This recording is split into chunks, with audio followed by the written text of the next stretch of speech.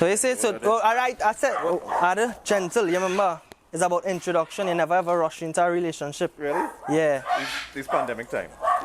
True. You meet today and tomorrow you're married. On this episode of Let's Talk Animals, we're talking snakes. First up is the rainbow boa. The rainbow boa is a non-venomous constrictor from Central and South America, famous for its iridescent sheen and its scales that create a rainbow effect in the light. This is Agamon. Bro, why you crawling? Oh. Alright. Why you Well, rapping? it's a sheep. You see, it's a rainbow boa constrictor, and you can see why it's called a rainbow boa constrictor. Fun fact about these snakes, while they prefer to live in the land or trees, they are really good swimmers. Also, the females get a lot larger than males, both in length and girth. Like that. But So it's you tickling, it's tickling. Yeah, not tickling. Why they tickling though? If I'm moving, how you tickle? How you mean? You think have a little tongue that going like, like? Yeah, just get a little taste before it bite. Up next is the red-tailed boa. These are large non-venomous snakes from Central and South America, known for its heavy body and distinctive saddle-like markings, often with a reddish tone near its tail. The second largest snake in Trinidad. Second to the anaconda. These snakes, as the name suggests, kills their prey by constriction, squeezing until blood flow is cut off, and can swallow large meals whole, digesting them over weeks. So this I'm guessing is a nice little baby. Take that, take that. I'm gonna make sure you. Wait, you can put on it. These snakes have excellent senses. They have excellent vision and they can detect ground vibrations and airbound sounds using their flickering tongues to smell. Next, we're going to learn about spurs, pelvic spurs. These spurs are used for stimulating females and clasping during courtship and mating. They call it spurs. And this is used to. They would like tickle the female to stimulate at when they want to mate, yeah. So you can see them there. I think. Alright. So the males one tend to be bigger. The females have it too. Right. But the male one is usually larger. The males also use their spurs to fight off rivals, though they can wear down or break off, sometimes growing slowly. And what is sperm? Oh, sperm. Anyway, Spurs. so that was some. You are. Yeah, that was some knowledge on the snakes and the spurs that they have, what it's used for, specifically during mating. So don't get no chain up when somebody tickle you with the spur, you know? The spurs we just saw was that of an albino Burmese python. These snakes are massive and non-venomous constrictors which can exceed 15 to 20 feet and are popular in captivity and are just as powerful as the wild types. A fun fact about these pythons is jaw flexibility. They have stretchy jaw ligaments allowing them to swallow prey much wider than their heads. I can literally do squat. You want the brownie 150 pound one? Come on, next one. That's the small one. What? People can handle a big one. They get ready to shed so the color's dog. Yeah, you just look nice and yellow. These snakes are talented swimmers and climbers. They are semi-aquatic and often spend their time in trees when young. What's the chances of him biting me? 1 in 5.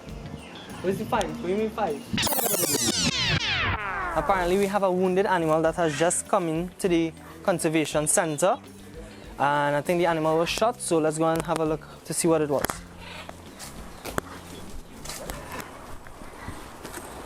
Okay, Finny, we feel good enough. We good. The trick now is to try to get this animal to eat. Okay. Oh, shucks. Fortunately, the problem is the mouth was shut out basically, the lower jaw. There's bullets in the neck and the chest cavity, but it doesn't seem that there's one shot here that went through, and the next one went through the leg, and then there's the bottom, the lower jaw was shut also. So the problem is trying to figure out a way to feed this animal until it gets better enough for one, probably surgery next week to remove the pellets, and then Yeah, so to the be able to X-ray with release the it. pellets. Yeah, it's bad.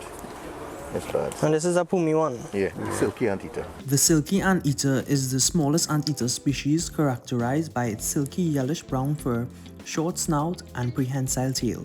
World's smallest anteater. Got there? Get shot. The poor baby was shot. Real dread close too. See? But the shot here went through and came out there. Recorded him, recorded him. In, out. So now they put him on antibiotics right away. Pain medication because that jaw has to be killing like if somebody broke your jaw. And then the other two pellets embedded in the body. The hard thing to with these animals is to feed them. And hopefully next week he gets well, it's nocturnal, so he's not too happy about the light. Yeah.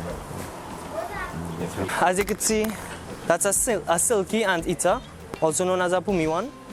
Someone just brought it here at the Wildlife Conservation Center as they were shot. And I think if you see any wildlife that may be injured, you know, call this number here, reach out to this conservation center, and let's try to help rehabilitate some of these animals.